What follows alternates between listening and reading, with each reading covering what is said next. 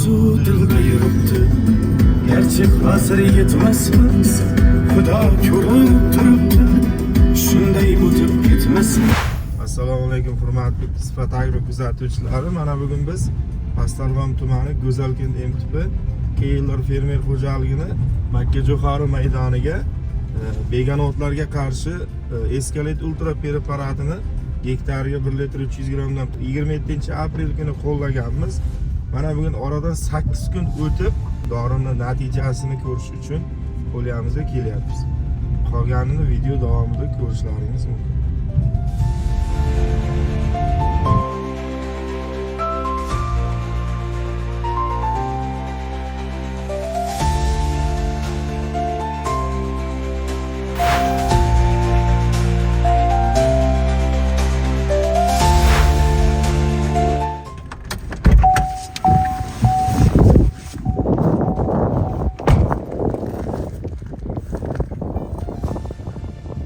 Assalomu alaykum hurmatli dehqonlarimiz. Mana bugun biz Pastdarg'om tumani Go'zalkent MTPga qarashli Keyinlar fermer xo'jaligini Makkajo'xori begonotiga qarshi dori sepganmiz. Escalet Ultra dorini 27-aprel kuni sepganmiz.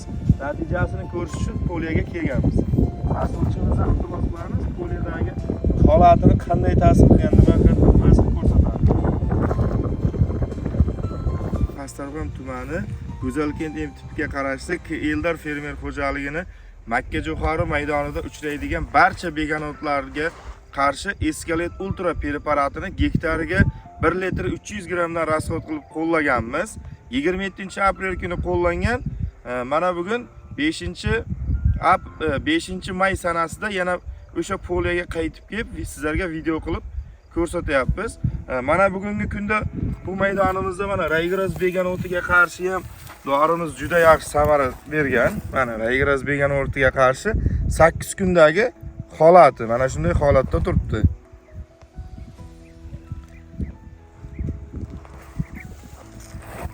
Mana Gandimak begonotiga qarshi ham dorimiz juda yaxshi ta'sir qilgan. Mana Gandimak, Raygras tasvirchimizdan iltimos qilamiz.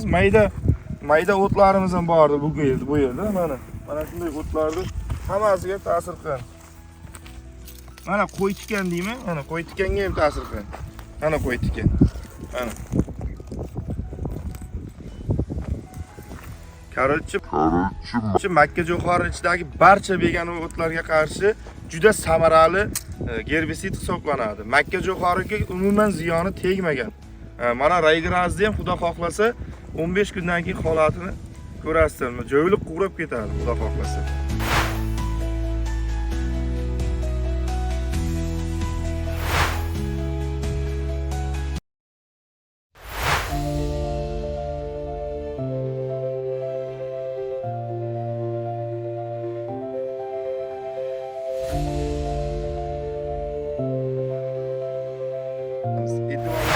Rahmat. Aka. Qanday bo'lyapti? Bir pul bersa, bu biyari qilmay turish kerak-da bizlarga. Shunga qoldirib qo'yibmiz. Har vaqt o'tib ketdimi? Ha. Assalomu alaykum. Yaxshimisiz aka? Kecha bunday holatda emasdi. Shunday bu tomirdan o'zi ham beryapti. Tomiriga ham ziyon beradi.